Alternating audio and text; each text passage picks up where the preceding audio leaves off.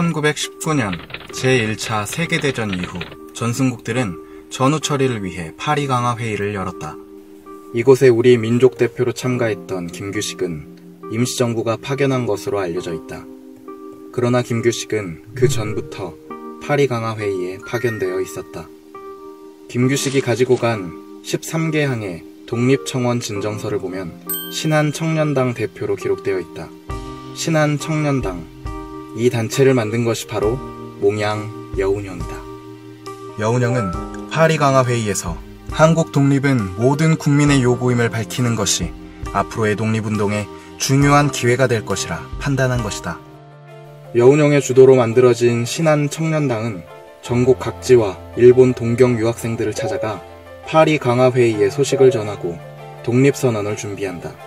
이 영향으로 일본 유학생들의 28 독립선언, 경성에서 3.1 독립선언서 발표, 전국적인 만세운동이 일어나게 된다.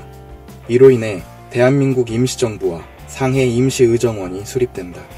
파리 강화 회의의 참가부터 모든 일련의 독립운동 뒤에는 몽양 여운형이 있었던 것이다.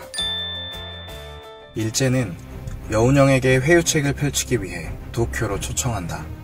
그들의 끈질긴 설득으로 도의를 결정한 여운형. 여운형은 염려와 비난이 난무하는 정치계를 뒤로하고 어떤 생각으로 일본을 건너간 것일까? 내외신 기자, 평화협의회 간부 등 500여 명이 한자리에 모인 곳에 몽양 여운형이 서 있다. 우리가 건설하려는 새 나라는 주권이 국민에게 있는 민주공화국이다. 이 민주공화국은 조선민족의 절대적 요구일 뿐 아니라 세계 대세가 요구하는 것이다. 몽양은 한국 독립의 절대 필요를 주장하며 열변한다. 또 일본 고관 대작들을 만나 일본의 만행을 꼬집고 조선 독립의 당위성을 논리적으로 주장한다. 몽양은 추록되자마자 해방을 준비하는 조직을 전국적으로 만들어간다. 여운형에 의해 조직된 비밀단체 조선건국동맹. 본토에서 결성된 이 조직이 우리 현대사에 가지는 의미는 무엇일까?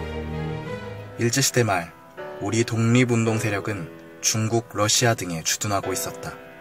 광복되었을 때 이 세력들이 국내에 바로 들어오는 것은 어려운 일이었다.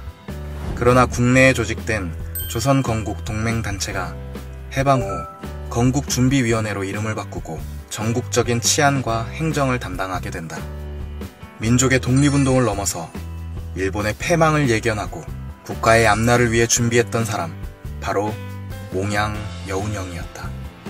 미국과 소련에 의한 한반도의 38선 분할 점령이 결정되자 정치 세력은 좌우로 대립된다. 미소냉전으로 치닫는 세계 정세와 맞물리며 그 대립은 점점 극심해진다.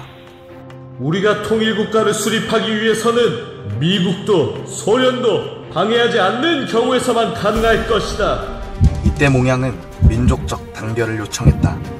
그는 좌우 합작과 남북연합을 통해 통일 임시정부를 수립하고 완전한 자주독립국가를 건설하고자 했다. 그러나 여운형은 좌우 세력과 제3세력에 의해 끊임없는 테러 공격을 당한다. 총탄은 무참하게 그의 심장을 관통해버린다. 민족의 자주적 독립을 위해 세계와 교류하며 해방 후 통일정부 수립을 위해 헌신했던 몽양 여운형. 광복 72년을 맞이하는 대한민국은 여전히 남북분단이라는 가슴 아픈 현실에 놓여있다.